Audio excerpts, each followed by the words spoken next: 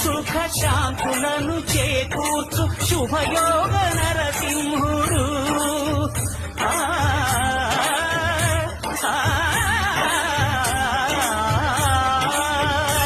సుఖ శాంతులను చేకూర్చు శుభయోగ నరసింహుడు. నమో నమః నమో నమః. నమస్కరించెను నాలుగు దిక్కులు, నఖముల వెలుగుకు మ్రొక్కెను చుక్కలు.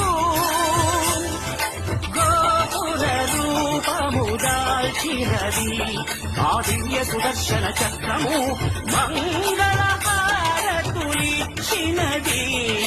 మహాకాల చక్రము.